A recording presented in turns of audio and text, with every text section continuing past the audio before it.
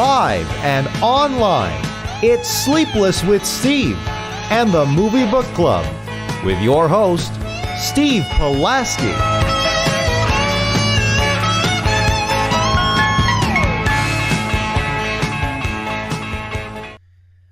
We're back and better than ever, but without sleep. Well, we're not. We're here for Sleepless, but we're not here with Steve, unfortunately. I am Joe. Steveless. Viso. Yeah, we're Steveless. Steveless. Steveless, no Steve. sleep. God, we got to come up with like an official title for when he's not here. Now that's like, I'm not saying it's like a common occurrence, but it's happening more than ever now. Unfortunately, You get a girlfriend and suddenly you move to Iowa, you get snow. For those of you wondering where Steve is at, he's going to see a screening of that Winnie the Pooh horror film. And unfortunately, the only time it was going to be in theaters was Wednesday night. And so he had to choose between hosting his very own show with his name in it or going to see a Winnie the Pooh horror movie.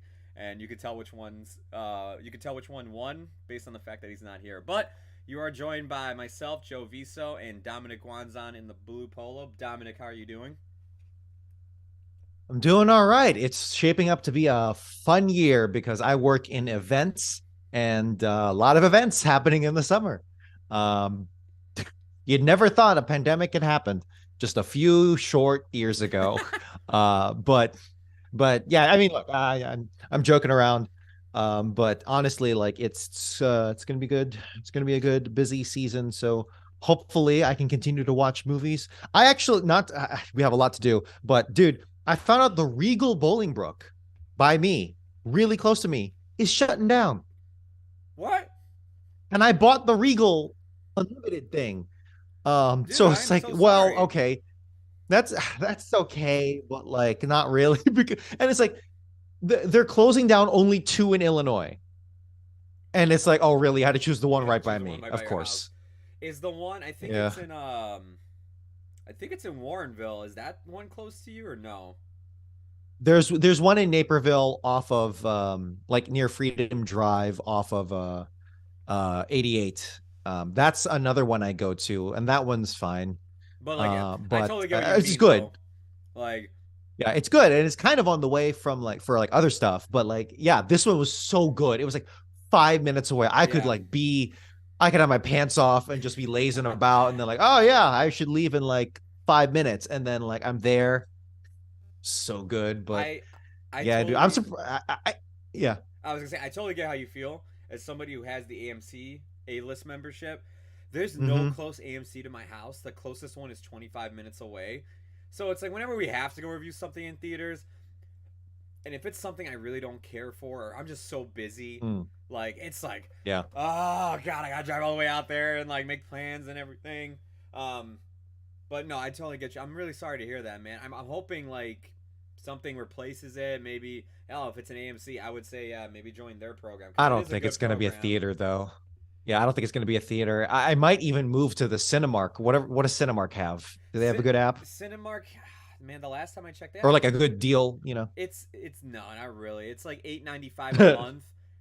This is the last time I checked. This is like back in 2019, so it might have evolved over time, hopefully. But back in 2019, I haven't checked. It was one ticket a month for $8.95, when you can go see a movie at Cinemark for $7.25.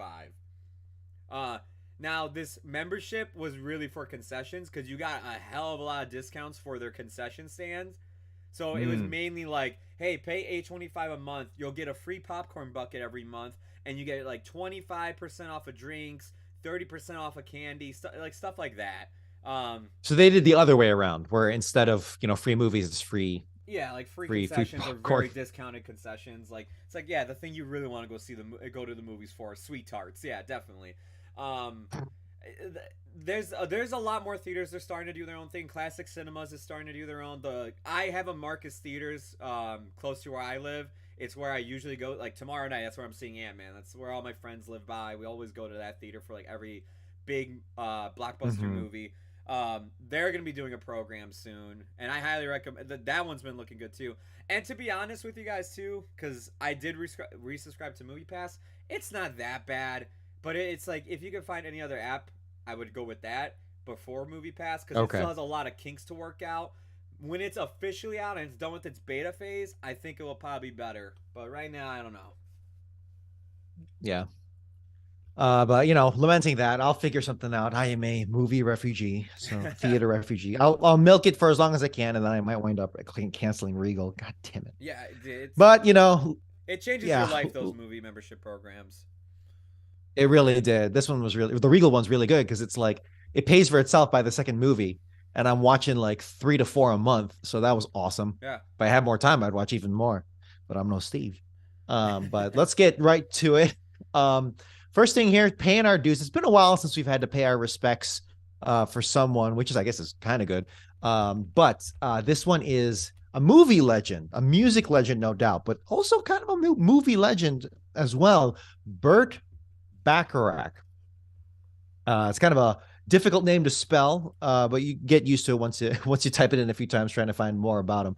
But Burt Bacharach died on February 8th last week, and dude, he's one of those guys where you look back on his career and it's like, oh, I've heard this name before, probably, but I don't really know what he's doing or what he did. But when you look at his rap sheet, it is awesome. Like he's responsible for compose. He was a performer to a good extent, but he mostly was a composer and like a band leader. And those some of his biggest hits were "This Guy's in Love with You" by performed by Herb Alpert, a very good song. But you may not be familiar with that one. That's more of a late '60s song. "Raindrops Keep Falling on My Head" from the critically acclaimed movie Spider-Man 2, and a few other ones. Arthur's Theme. Did you ever watch the movie Arthur? It's a '70s movie, Is that starring. they made a remake of that with Russell Brand, They did. right? They did make a remake. I didn't watch that one, but that one was Russell Brand, I believe, and Helen Mirren. But the original one from the '70s by Christopher and sung by Christopher Cross. That's a really fun, a good, solid '70s rom com, and it stars, I forget his name, but Liza Minnelli is the female lead, and she's good in it too. Oh, okay. Another one, "On My Own" by Patti LaBelle and Michael McDonald from the Doobie Brothers. Not the "On My Own, Pretending He's Beside Me." Not that one. Not that one. It's like an R&B kind of song from Les Mis, not the one from Les Mis. "What's New Pussycat" by Tom Jones. If you're familiar with that, it's one of his signature songs, and kind of a meme song, honestly. And the moment it was released, it was kind of a joke song, but it goes hard. "What's New Pussycat" also popular from what's the comedian's name? He wrote for SNL. John Mulaney. Sorry, I'm eating like John a Mulaney. charcuterie That's board one I of just his. made, like because I didn't eat dinner Yeah, tonight. that's okay. But yeah, that's a famous bit of his. Famous part of his set is the "What's New Pussy," the Salt and Pepper Diner. But Burt Bacharach did that one. "Magic Moments" by Perry Como. "I Say a Little Prayer" by Dionne Warwick, also covered by Aretha Franklin. "Walk On By" by Dionne Warwick, and really just a plethora of songs. The dude was pumping out music constantly, uh, pumping out compositions, and my God, I would have loved to see the checks he was making at the end of his life, because he's been covered by hundreds, maybe thousands of recorded artists. I mean, if I dare say, and no stats on that, but he's definitely woven himself into Burt Bacharach has woven himself into the fabric of American music and movie music as well. Nominated and won several Oscars, including, like I mentioned before, Arthur's Theme from the movie Arthur, and he won that one. Responsible for the soundtrack to Butch Cassidy and the Sundance Kid. If you're familiar with that movie score and that movie as well. Fun fact, "What's New Pussycat" was actually a movie as well. It's one of those songs where it's like, oh yeah, where did this song come from? It's just a pop song, right? No, it actually came from a movie, and there's a whole bunch of songs, particularly from the 30s, 40s, 50s, where that's the case. "Alfie," the best song from there. But a lot of our generation might be most familiar with is his cameo from the first Austin Powers movie, from "What the World Needs Now Is Love." And it's Austin Powers dancing with his girl, and then he like Mike Myers just goes straight to the camera and he goes, "Ladies and gentlemen, Burt Bacharach," and it's literally Burt Bacharach. Yeah. Yeah, 100% singing his song, and and it's just such a funny cameo.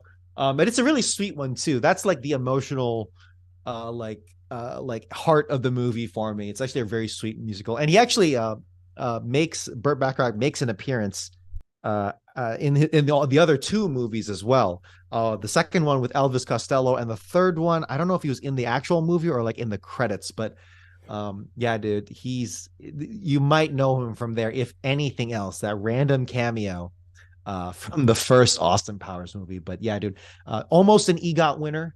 Didn't win the Tony Award, but regardless, doesn't matter because he was even the band leader for for the Oscar shows. He would be the guy. I think that was like ended by the 2000s and before that. But he was definitely a movie legend in addition to even bigger a music legend as well. So Burt Bacharach, at the age of lost him at 94 years old, dude. At that age, you're collecting life. royalty checks. Yeah. That's a good ass life. And wrote music. Got to mention Hal David, his lyricist, one of those music, and then lyrics from another person, kind of like a Benny Maupin wrote the lyrics for Elton John.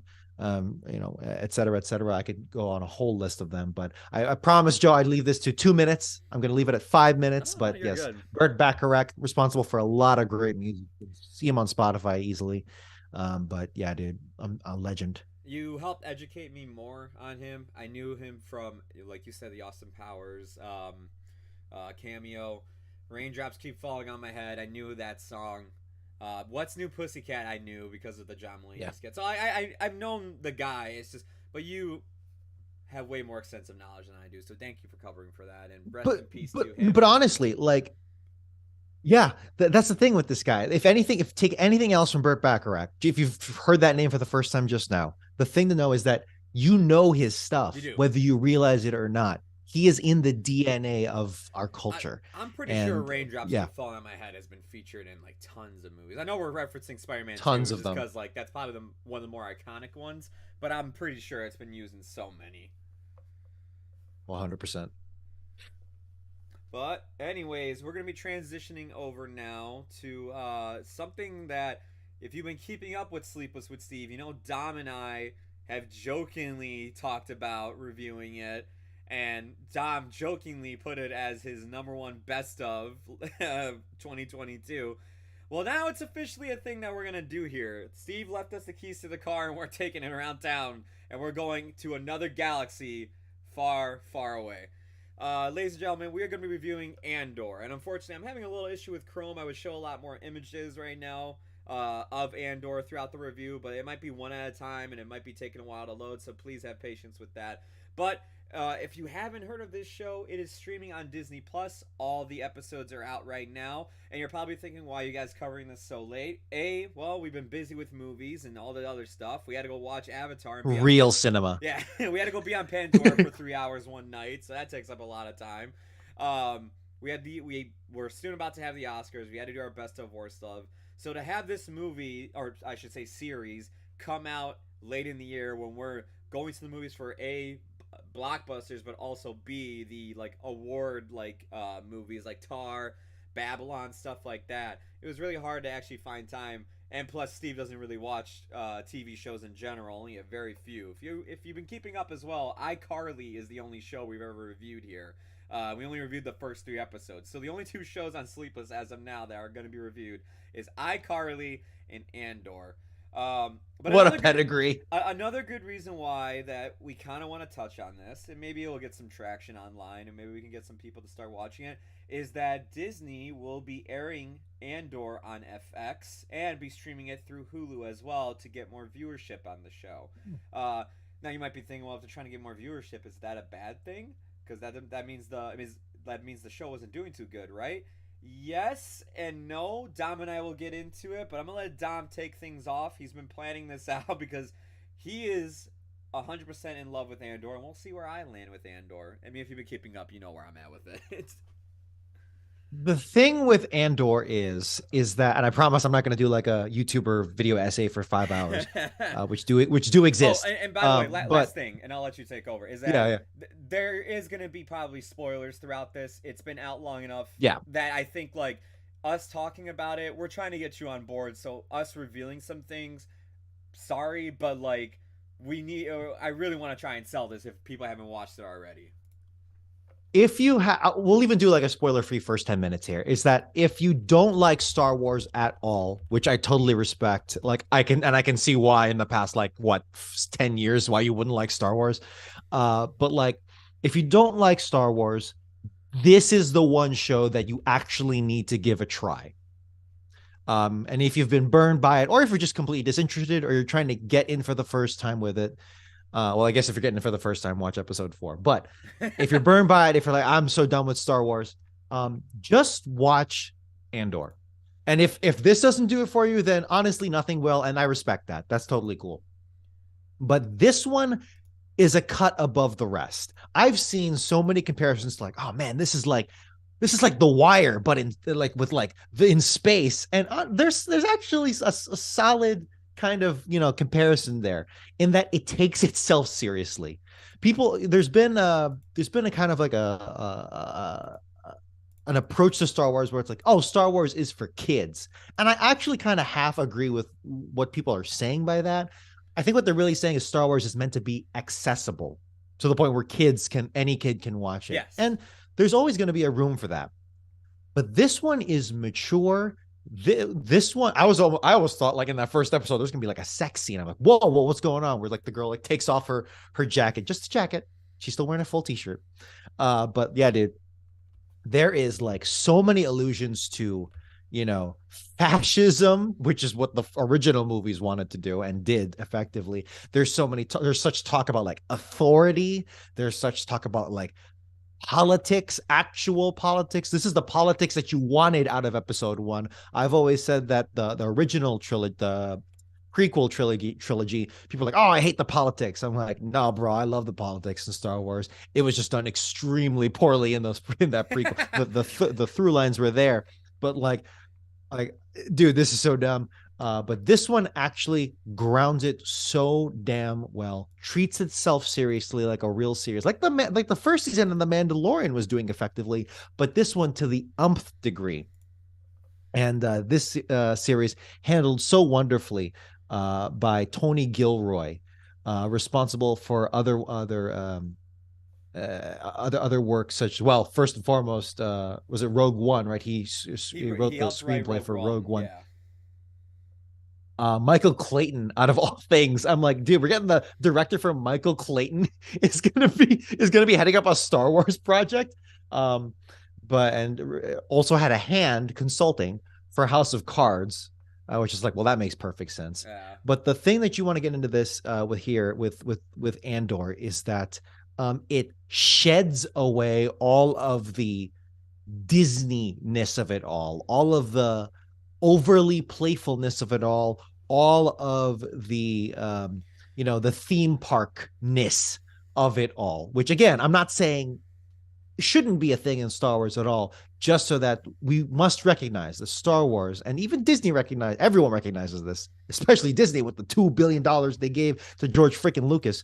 But Star Wars is an integral part of American culture to the point where it can be so malleable, and it's so important culturally, socioeconomically, all over the place. And this series is giving us 20-year-olds, 30-year-olds, 40-year-olds, it's giving it what it's just due and what we have been waiting for. Joe, what are your thoughts on that? I will jump on to some of the stuff you were bringing up, which is this is a show that anybody could really watch, even if they're not into Star Wars. And you're probably thinking, well, what do I need especially if you're more mature? Yeah.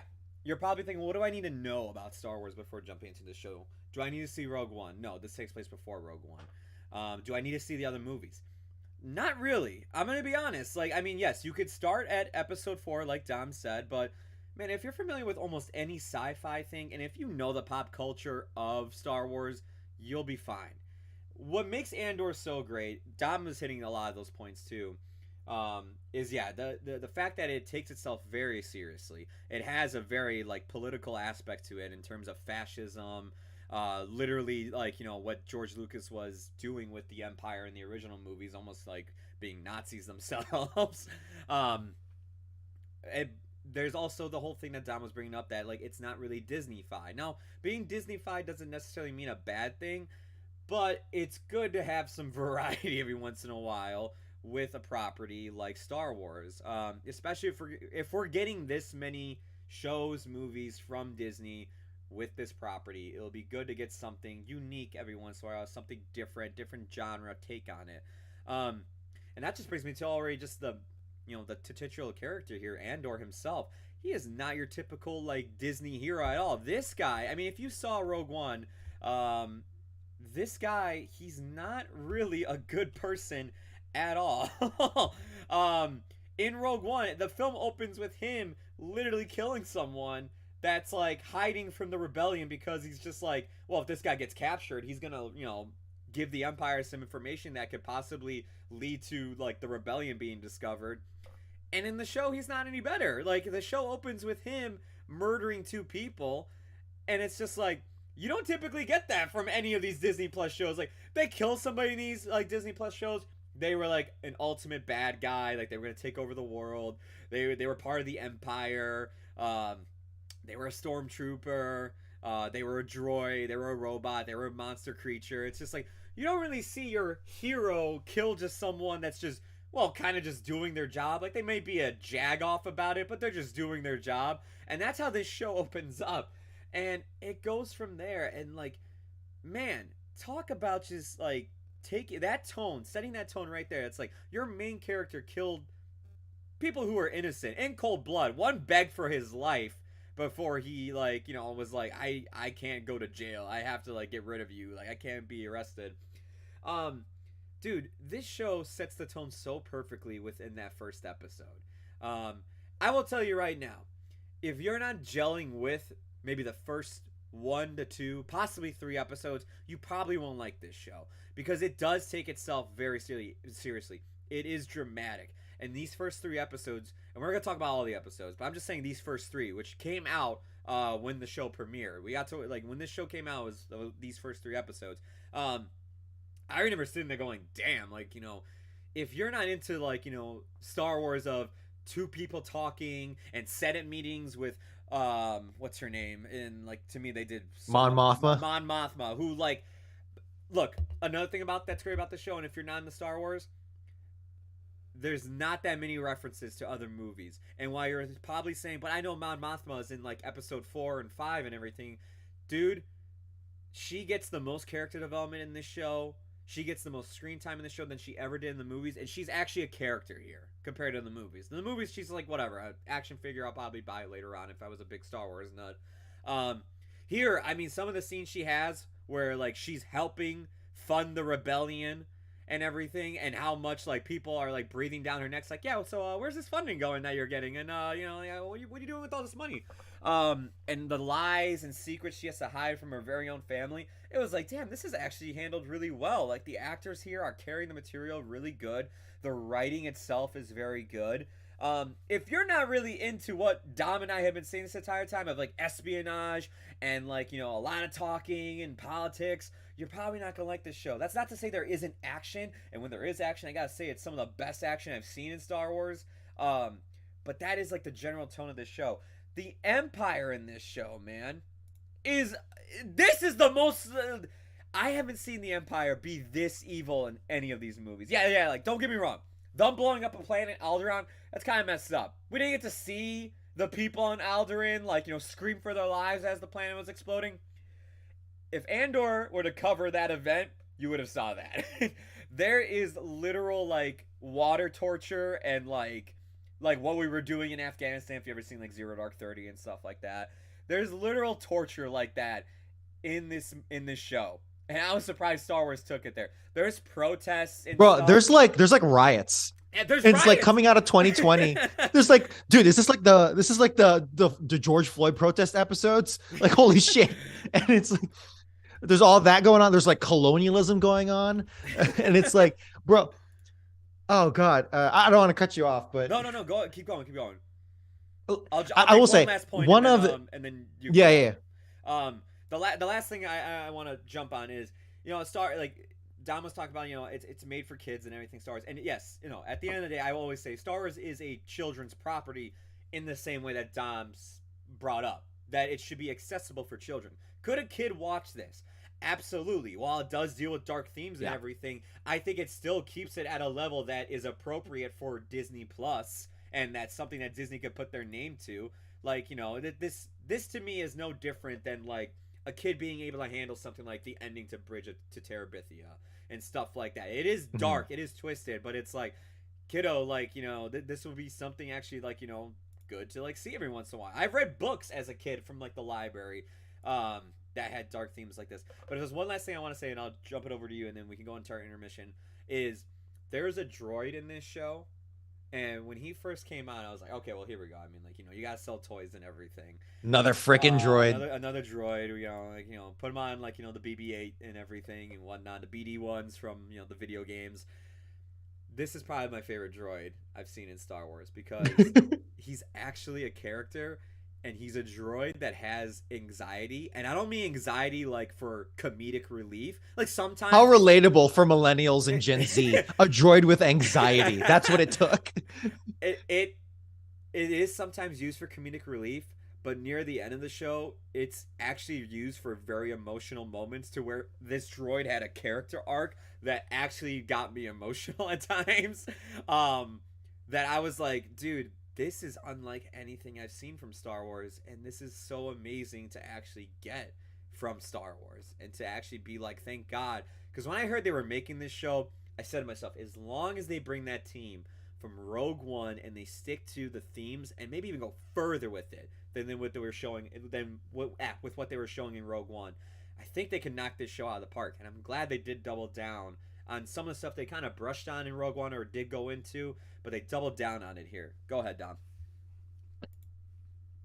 The thing that I love the most about Andor, not just in relation to Star Wars or other media or whatever, just on its own two legs, what I love about this series is that it accurately as any media can, fictional media can, it accurately and succinctly and very powerfully describes what power and overuse of authority is. Yeah. It's a lesson in fascism, very in without showing without telling, or at least, and when it does tell, it does it in like 5 extremely badass monologues. There's like 5 or 6 incredible monologues in this whole series. But all that aside, like the fact that it had the nuance, you don't even think about this at first. It had the nuance to be like, oh, the big bad empire.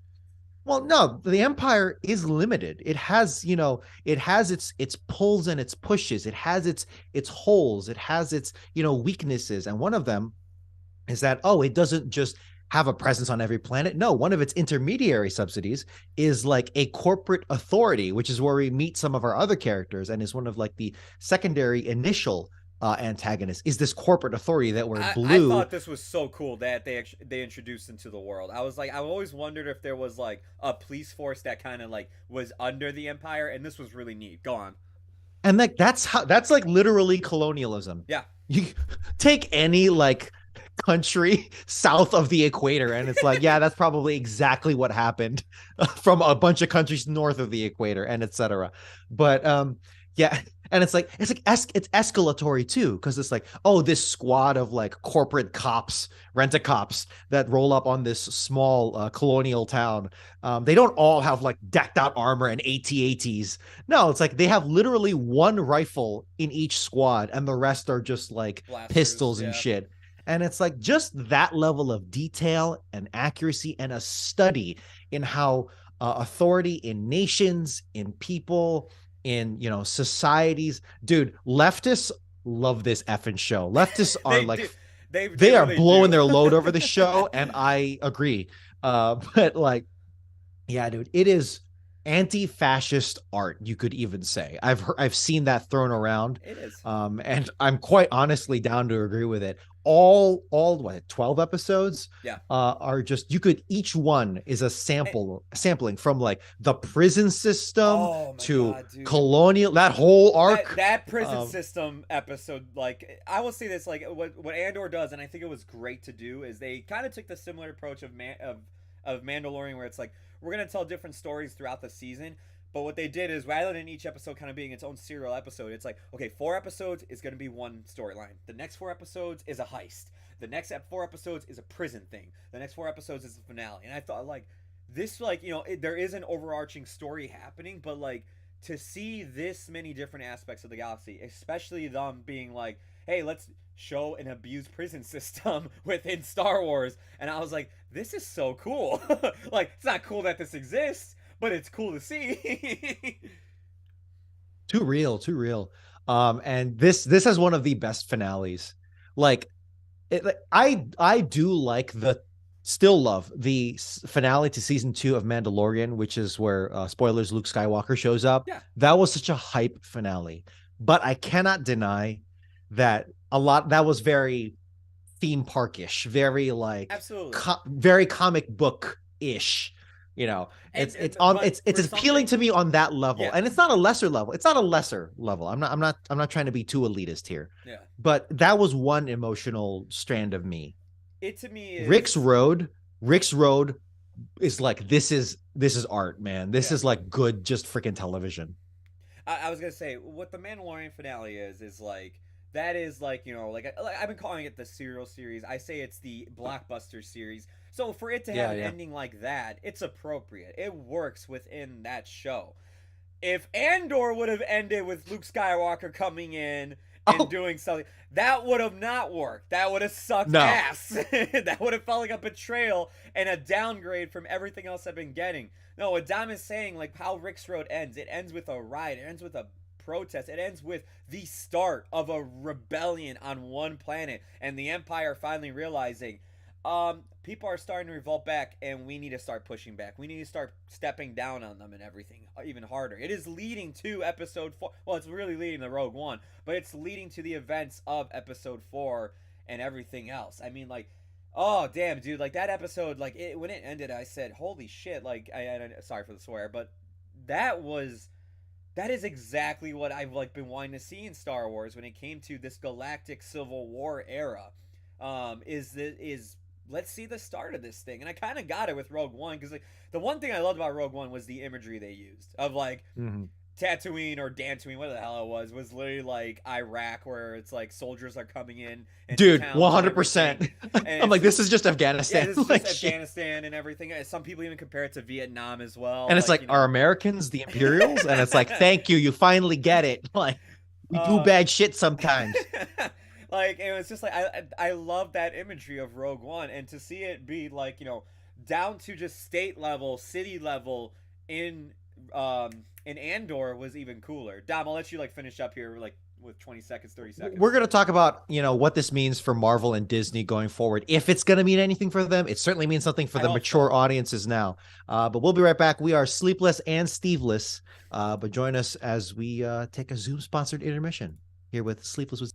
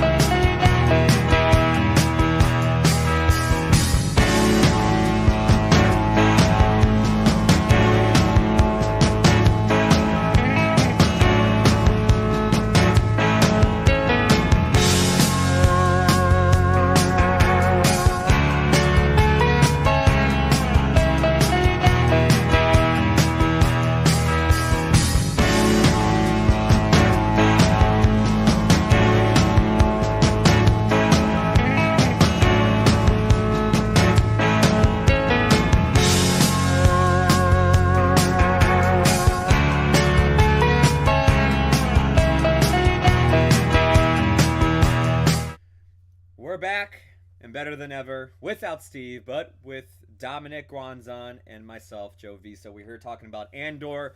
We're going to be diving into probably our final thoughts eventually, but we're going to also talk about what this series could potentially mean for just Disney overall in terms of them owning properties like Marvel, Star Wars, or whatever else they might obtain down the line. But what it could potentially mean. And Dom, I'll have you start and then I'll jump in.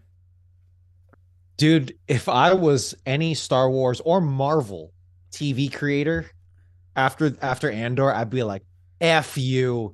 God damn it. I could The have been doing bar this the has whole been time. raised. Yeah, the ones before I'd be like, oh shit, we could have done all this. God damn. And then like after it's like, oh my God, this is nothing now. Like, oh my God. And it almost it has a chilling effect. I feel like Yeah. it's gonna have a chilling effect where it's like, bro, we've tasted what we can do. Like, I'm not gonna be able to watch anything much after this. Where it's like, I need a fix for this. In terms of Marvel shows, I was like, oh, I'm interested in like the Captain America show with the Falcon and the Winter Soldier, but that feels so floaty compared to Andor. That was about as political as these shows have gotten, in my opinion, As it too. could have gotten. Yeah, like, And what I was expecting before Andor blew it out of the water. The only one I'm looking forward to now in the Marvel sphere is what, Ironheart, but that's only because she's from Chicago. I and am. This is real quick, just to get my Yeah, Marvel nerd shit right here. Secret Invasion, I'm looking forward to because I dig espionage stuff, and they have a lot of the people that worked on Winter Soldier are coming to help it with that show. So I'm actually really looking forward to that one. we'll see. We'll see. I do love Winter Soldier. That is probably my It's not favorite. gonna be political, but I just love how Marvel has handled espionage. Like even with Black Widow, I wasn't crazy about that movie, but its espionage moments, I was like, "You're nailing this, though." Yeah, they're espionage in the same way. Like, let's say, well, like Robert Redford was in freaking Winter Soldier, and it's like, okay, this is the guy who literally produced and starred in All the President's Men, so there's some credence there. But at the end of the day, it's still Chris Evans like throwing jets or whatever the hell, driving a motorcycle off a ramp. Yeah, it's like, come on. Anyways, let's stay on topic before we go into like. Meanwhile, Andor is doing the real shit here for the reasons that we just explained. I have to wonder, this had to have slipped by like the Disney execs and be like, Well, this had to have had the least amount of studio involvement for something like this to get through. Bob Iger, he announced this in 2017, right? 2017. And it's, you have to think, I would love to be a fly on the wall, him looking at the success of Andor critically, because commercially, this is actually doing very poorly in comparison. yes, and if I may, at that point, and a lot of people are like, "Well, why?" I mean, it's gotten great reviews. I like, do people not want to? Let's review a lot of stuff that's kind of happened. People might be just burnt out on Star Wars. There's just a lot of Star Wars content coming out more than ever. We just got done with Obi-Wan Kenobi, which set record numbers of viewing for it's Disney a fan Plus. favorite. And yeah, no. Also, who the hell is Andor to most people? It's just, I hate to say it, but it's like Rogue One. The one thing about that movie is like I don't really remember the characters. I remember Andor because of his show, but not really from the movie. I was like, he made an impression on me, and when I heard they were doing a show, I was like, okay, I would love to learn more about that character because I love how they cold open with him and what they do. It really came down to that to me, is that we're getting a lot of Star Wars content that something like Andor may just look to be something you could probably skip, and it sucks that some people probably did skip and still haven't checked it out yet, because this is something you should. I think Andor's somewhat of a clean slate, which is a relatively unknown character, and then like two legacy characters in Mon Mothma and Saw Gerrera, which is a recent one. Oh yeah, Saw Yeah, Gerrera, small. Yeah. But that is both its strength in terms of the fact that it can do so much more and like not have to bear the weight of freaking Hayden Christensen, love him, but like, Obi-Wan Kenobi literally having to say memes on screen. Doesn't have to carry that weight, but also, yes, it doesn't bring in the numbers. But I hope, and I don't have any indication or articles to read about this, I hope Bob Iger or whomever's in charge of the franchises will go like, you know what? This may not get the money, this may not get the bread, but this will win the prestige and this Yeah. will win the awards. I wonder, have I the Emmys happened yet? Have the Emmys happened yet? No, they have not, and I know this has to get nominated. There's no way it's not going to. Nominated at Like least. they have submitted it for nominations. They are like Is that the first? We won't be able to fact check this in time, but is this the would Andor be the first Emmy for a Star Wars or um Marvel TV show? If if it it were to would win. be not at least nomination Nominate. I think WandaVision got nominated because of like the for whole like makeup. for yeah like the whole thing they did with like recreating like sitcoms and which to give credit like they did an amazing job with that yeah. Uh-huh. Um, but like I don't think WandaVision was. I think only what's her name Elizabeth Olsen was nominated for Yeah. performance wise. Oh, But okay, okay. the show overall wasn't nominated for like best comedy or best drama. This though, I mean, it got nominated at the Critics' Choice Awards for Best Drama Series, and so did Diego Luna for his performance. At the Globes, he got nominated. The series didn't, but at the Globes, he got nominated as well. I wouldn't be surprised since Emmys is more TV focused that we'll see this pop up in the Best Drama category. Bob Iger is a TV guy. He started as a weatherman, so he has to be eyeing Andor. I And hope he's eyeing Andor and be I like, think dude, okay, it's not making money, but I can push this in the awards, and this will be our prestige, you know?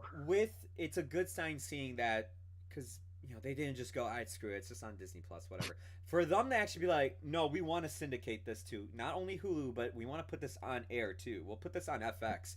That's a good sign. They actually want to get this out Yes, there. that is true. And in my opinion, what does this mean for the future stuff? Let me say this. Do I want every show to be like Andor? No. No. I want stuff like. I mean, that would be great. That'd be if it great. was. Don't get me wrong. I want stuff like Mandalorian and Obi-Wan that is blockbuster, popcorn fun, and I can watch it and have a good time. I want it to the quality of Andor though. I want them to put as much effort in that they did with Andor. I'm not even saying like they gotta like write the most best script. No, but like when you write a script, make it good. When you write a story for an episode, make it good. Have the performances be good. Put time into the makeup.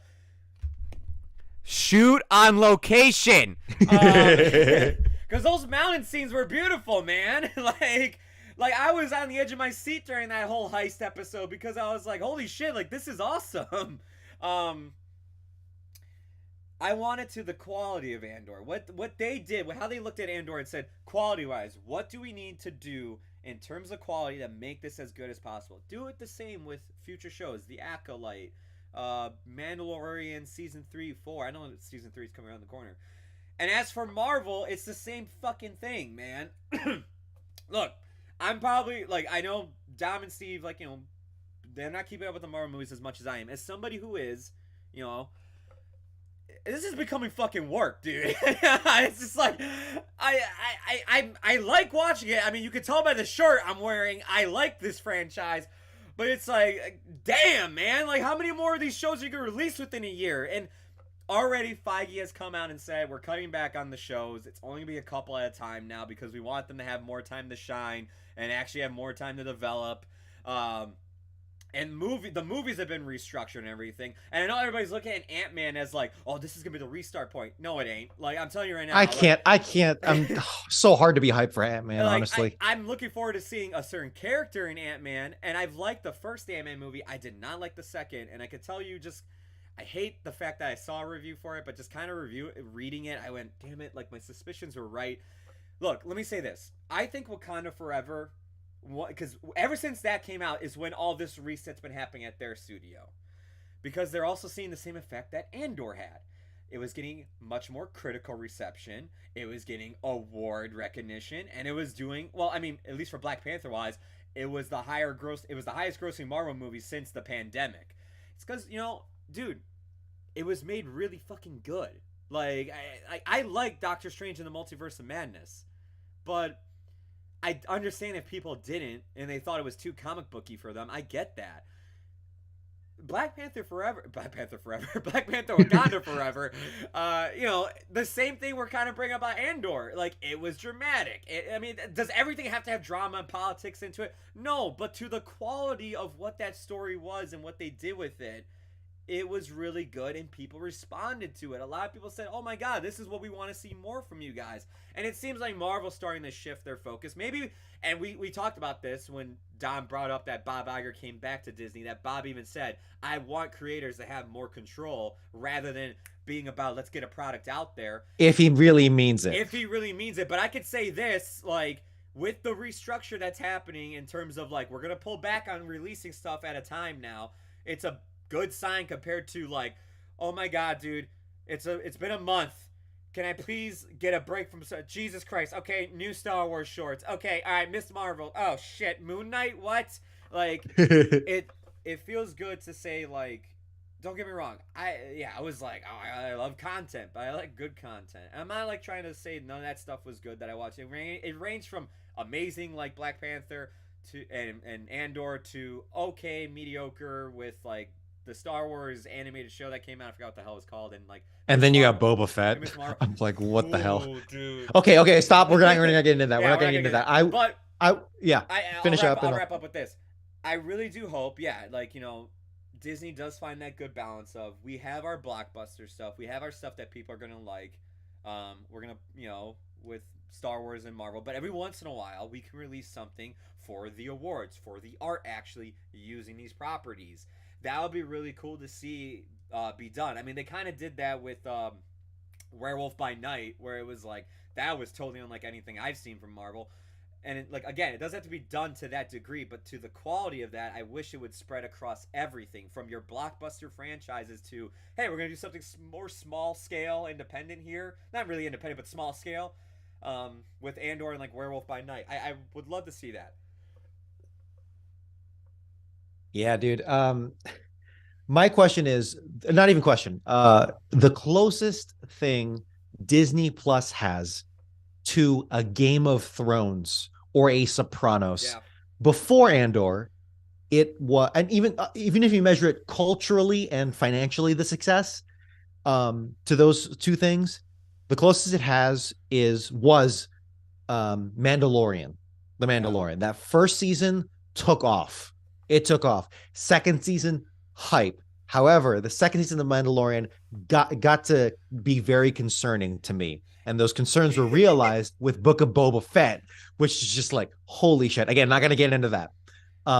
And everyone's kind of going into season 3 of Mandalorian with some trepidation here. I was like, what's going on? I knew the moment like they brought on Dave Filoni, which I'm not saying what Dave Filoni has done for Star Wars is bad, but it's just like, you got to be careful with that balance of like, I want to connect it to the movies, and I want it to be its own thing, but I also want to connect it to the Clone Wars. He's halfway. Yeah. Dave Filoni, speaking very broadly, and this might even be uncharitable, he's like halfway between prequels, like George Lucas Episode 1 prequels, and like where Andor is. Yeah, he is. And before Disney Plus, like back in the 2010s, he was great.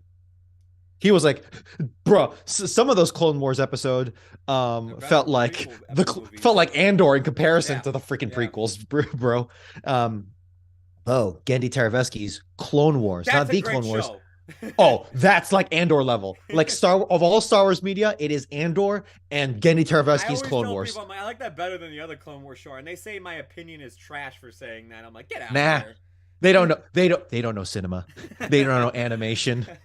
Anyway, I'm gonna wrap up by saying Andor may be the off-ramp and onto something greater for Disney Plus to get their Game of Thrones, to get their Sopranos, to get their, their prime, whatever is prime time these days. Their phenomenon. There you go. Their cultural phenomenon, because they do have that with Mandalorian. It's viewer successful. It's culturally successful. Baby Yoda, right? Yeah. Pedro Pascal, but the quality was good and then kind of is falling. Andor may be that triple threat for Disney Plus if they're willing to succeed with it, or maybe it was doomed from the start and it's like, hey, this was always going to be a short 2-season series and we were never going to go off like kind of like HBO's Watchmen, where it's like, we were never really going to go past it with this. Chernobyl, we were never really going to, it's like, that's the whole story. So who knows if it is winds up being that. I can respect that. Um, Um, Chernobyl season 2, the Ohio train wreck oh, that's there we happening go. right Yeah, now. yeah. There you go. But Let yeah, me. dude, Can I add like one last thing? As we'll make it the last thing. Yeah. this was a point that was brought up by somebody that I forgot what podcast they were on, but it was somebody at Funhouse. Um, James Willem, Love those guys. Yeah. if you've been keeping up with them, his name James Willem, yeah. Um, he brought up it was during their like Infinity War review, and I thought like this is kind of how I always viewed it. If I have to sit through something, and I'm not saying like I enjoyed these things, like and so did he, but he said to the quality of like an Ant Man, an Iron not an Iron Man, like an Ant Man, a Guardians, a Doctor Strange, where it's like these are good, I'm having fun with them to get something though like Civil War or Infinity War, that's worth it because it's like I'm getting good quality and then it pays off with like kind of this big event movie that feels like, oh hey, this is really good. Or like, this is something totally different like Civil War was. And I can say the same with Star Wars. If I have to sit through something like Mandalorian season 3 and let's hope it's good. Book of Boba Fett season 2, let's hope it's a rebound. But then like eventually like I sit through these and then it allows like something like Andor season 2 to exist because it's like, hey, they had their cushion over here of like we got hundreds of millions of views that we can make something like Andor that's not gonna get as many views, but we know there's people out there that like it and it gets accolades. Then that's fine with me. It all just comes down to make it good. That's all I care about. Just make it good. Like I'm fine with your blockbuster stuff. I get it. It's Disney. They're gonna have to do stuff like that.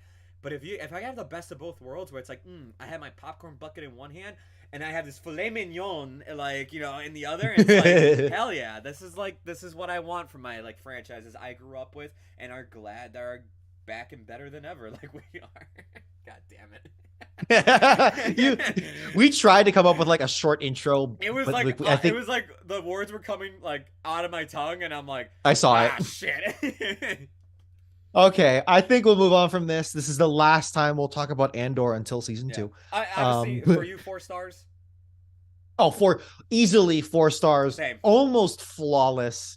I can't even think of a flaw. I'm sure there is. You could, all critiques are valid, but like this is as flawless as any Star Wars or Marvel thing has gotten. It was my favorite show last year. I did not get to see Better Call Saul season 6, unfortunately. Oh, okay. I missed out on that, which I'm pretty sure that probably would have been. But like this to me it was like because it just did something refreshing with this property. But anyway, this is the Breaking Bad of Star Wars. This is the Breaking Bad of Star Wars. All right, moving on. This is a celebratory story, man. Yeah. Even if it doesn't wind up being a good product, which I obviously hope it does, I have high hopes here. This is a success story. 17-year-old Kane Parsons, aka Kane Pixels on YouTube, has gotten an A24 deal to make a feature film based on his interpretation of the internet phenomenon that is known as the Backrooms. There's a whole history with the Backrooms. There are multiple diverging histories with the Backrooms. All you need to know is that the Backrooms started as a post. You could even pinpoint the original post in which it was made, I think on 4chan.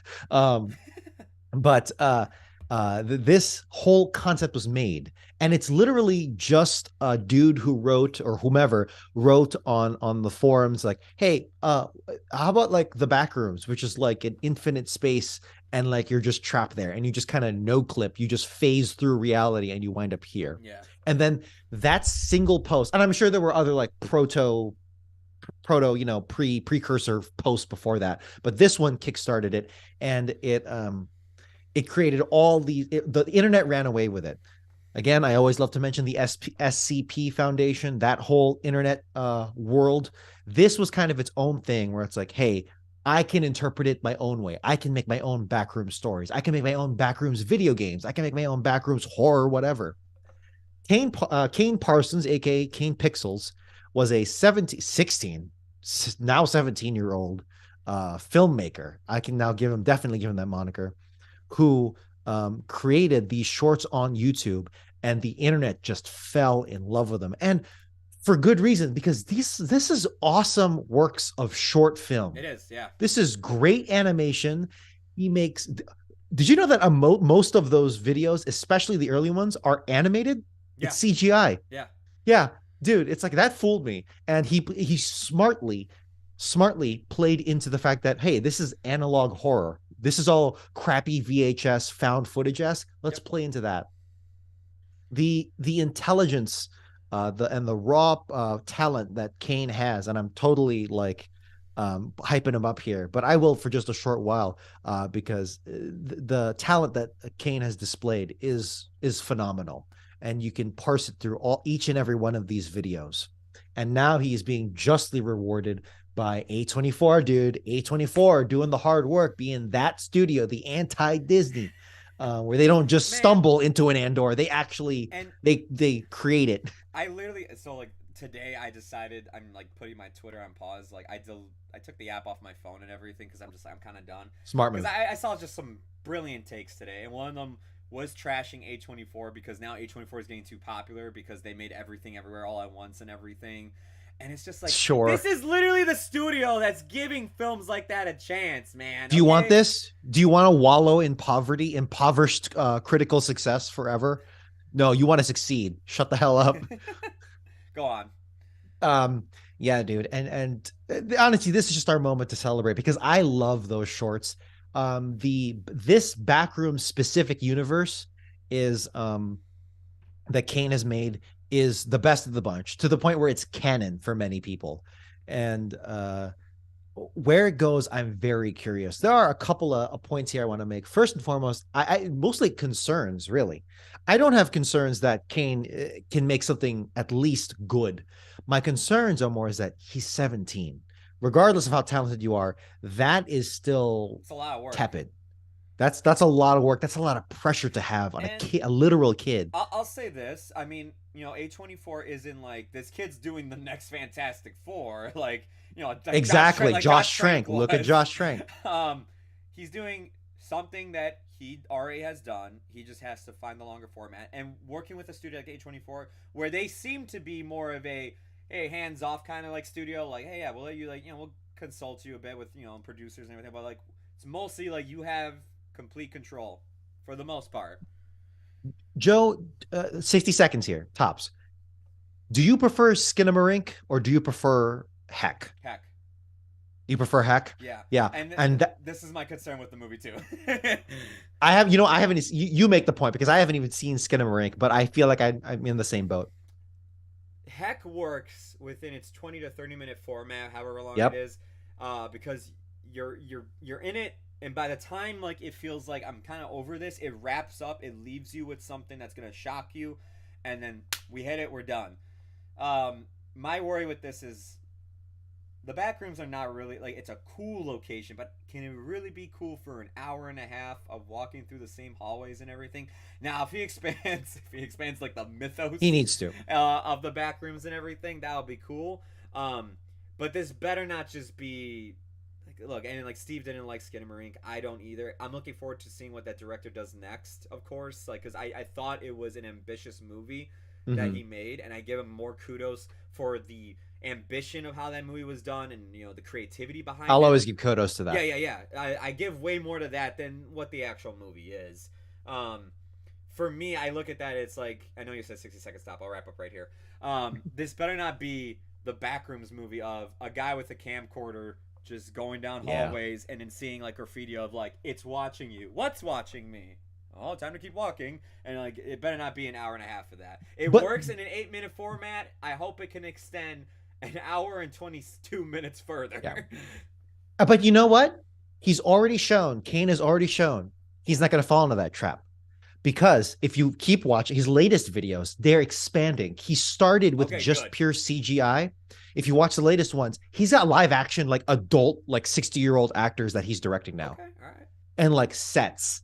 Maybe not built sets, but like, locations and stuff. And I'm like, damn, dude, his pedigree is already expanding. Okay. And that's what gave me faith to that point specifically, because he easily could have fallen into that. We'll call it the Skinamarink trap, I guess.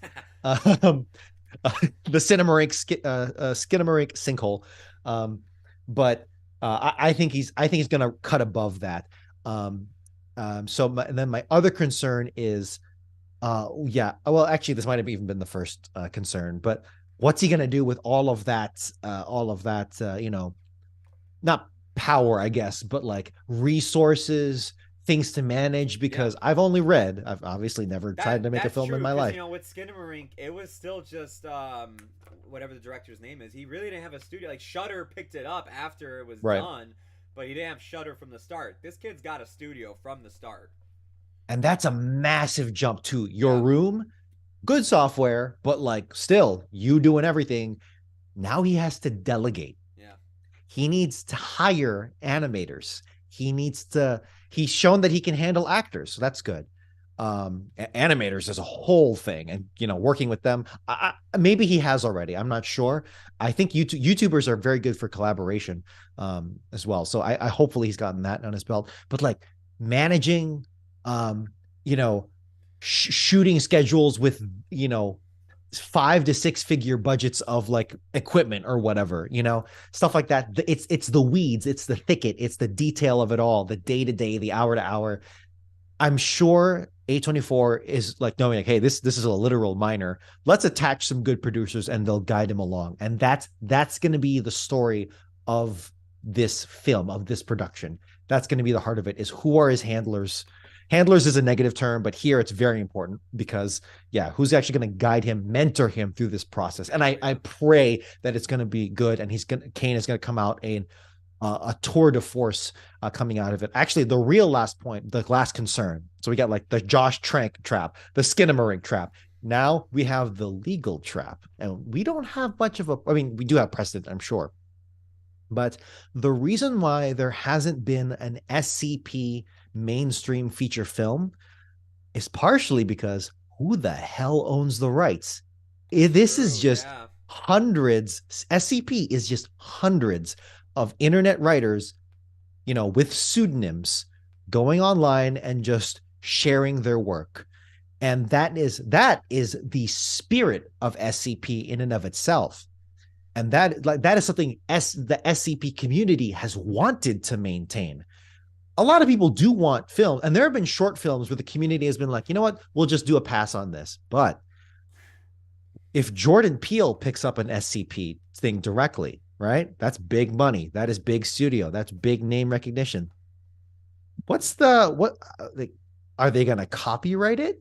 Okay, hold on. Now that's like directly spitting in the face of SCP. Not that I think Jordan Peele would make a fantastic SCP movie, but we need to think about the source material, the source community here, and how they handle things.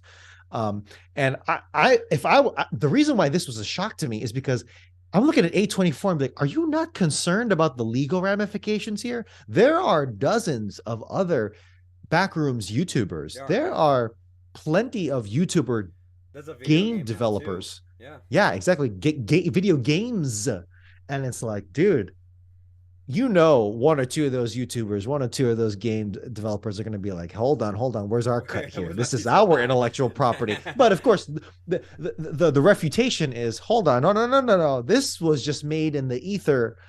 Will the original 4chan poster, will they try to make a case for it? Would it eventually just become public domain in some sort of way? Would it become Well, here's the thing. Here's the tricky thing.